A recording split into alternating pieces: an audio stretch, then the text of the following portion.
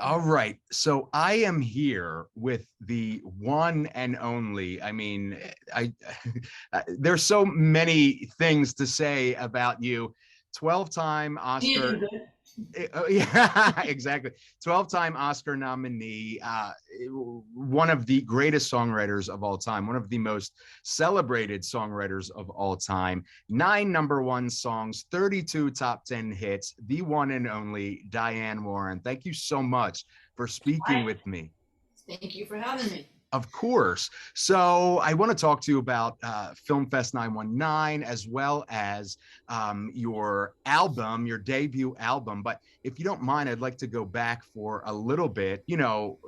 I love your work. Is so incredible. And Thank you. so from my, what I'm curious to know is what got you into music in the first place as a songwriter?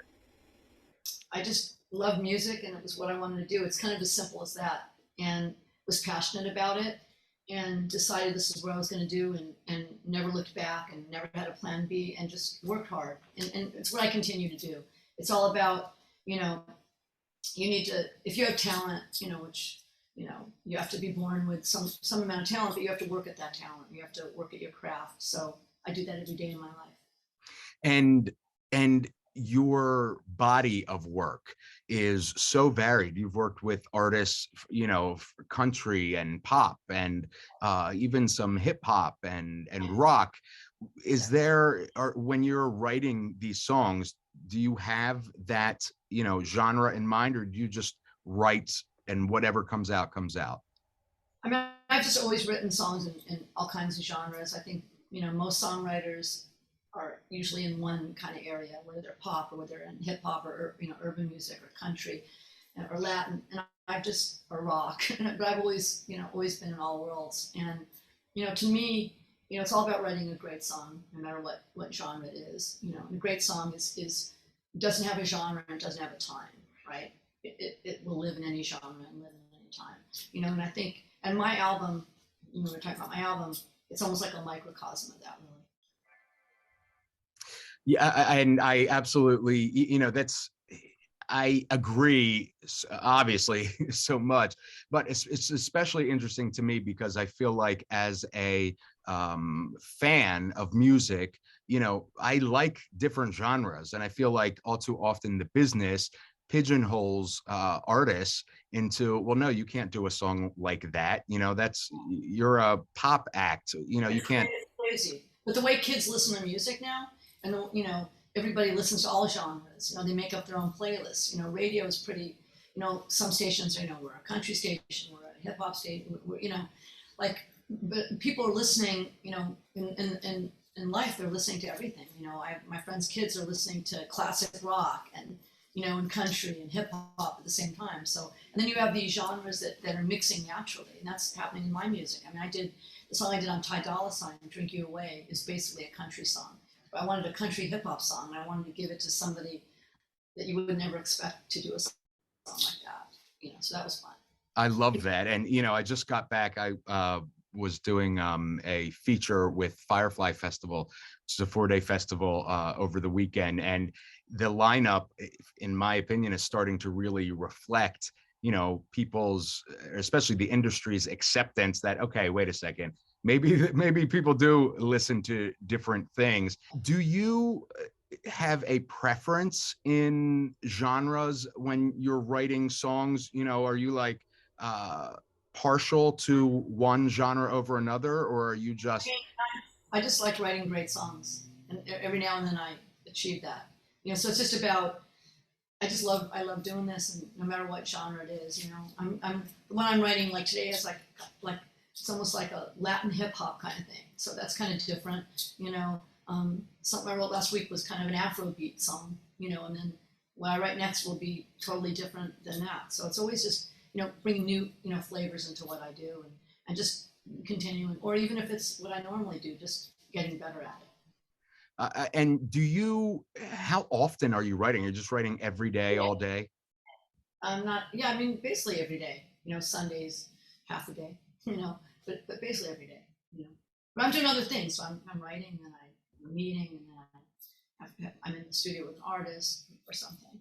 There's other things going on. And then now I'm promoting my record. So I have, it's the first time I've ever had to do, so much promo. So it's a different thing. And it's all over the world too, because there's a bunch of Latin press I'm doing for my single Seaside, which is Rita Ora, Sofia Reyes, and Rake, who are a huge Latin group. And Sofia is a huge, amazing Latin artist. And Rita Ora, of course, is an international huge artist. So I'm doing stuff in all different territories, and since it's my record, I'm kind of, the front person of it, which is weird for me, And why was this, why was this the right time to do a debut album, which, by the way, is called Diane Warren, The Cave Sessions Volume 1. Why was the time right now? Why not? It was just like the idea had been percolating in my brain since all these kind of DJs do it. It's usually producer DJs, and I thought, let's have the songwriter version. Let's have it be me. And it'll be a great way to showcase all the different styles I'm in. I mean, you wouldn't know the same person that wrote, the G-Eazy Santana song, She's Fire, wrote the John Legend ballad, Where's Your Heart, or that the same person wrote the Pentatonics John Batiste song, Sweet, or or wrote, I mean, the songs are all so different, or wrote the Mary Morris song, me, it's all over the place. And it's a good way. And I agree. I think it's incredible, and I love that you do that. Because as you said, so many producers and DJs do it. Why they don't not? Write the songs by themselves. What'd you say? And they don't write the songs by themselves. Right. Right. And you have a song on there, Somehow You Do, with Reba, which is your third time working with her. Yeah, it's not on my album. It'll be on Reba's album, and it's from the Glenn Close, Mila Kunis movie, 4 Good Days, which is an amazing movie about drug addiction, which is a real problem in America right now, opioid addiction. And I wrote the song Somehow You Do for that movie, and I wrote it as a song about hope. So, through whatever hard times you're going through within that movie, it's about the subject matter in that movie. It's about, everybody's going through hard times, and this is a song about that. You know what? When you think that you can't do it, some way, somehow you do. So I'm excited about that. And yeah, it's the third song I've done with Reba. Probably my favorite. And definitely my favorite. Is that when you are writing, whether it's for your album or for a soundtrack, do you put yourself in the character of, the voice of who we're listening to, or is it from experience? I write that song to fit that movie, to tie just emotionally. I just kind of connect with that movie, and I write the song that I want to hear, and either in that movie or at the end of that movie. So it's kind of like, it's like some directors say they make the movie they want to see. I write the songs I want to hear, and I write the song in a movie that I want to hear at the end of that movie. And so FilmFest 919, which is my favorite film fest ever, is coming up very soon. And you are getting a very special award, the Spotlight Award, on Monday, October 18th. And you are going to be celebrated once again, this time at FilmFest 919. There's going to be a moderated conversation, and we're going to be hearing about your work in song and, so many of our favorite films. What is that like for you to kind of do it with the lens of that, talking about your career? I mean, I like to talk, I mean, I'm always, what's interesting for me personally is what I'm doing and what's yet to come. It's cool to talk about. I'm proud of what I've achieved in the songs and the songs in these movies and things like that. But what's always interesting to me is what I'm doing now and what's coming. And I'm doing a lot of really exciting things. There's a lot of good stuff coming. So we'll talk about all of it. Awesome. And you have actually another song featured in a documentary that's playing at FilmFest 919, The Mustangs. And that song is performed by Blanco Brown. Can you tell me a little bit about that? Yeah, that's called Never Gonna Tame You. And, you know, it's a song that I was inspired by, you know, the plight of these horses. I mean, you know, these wild Mustangs, right? They are America, you know, and what's happening to them is terrible.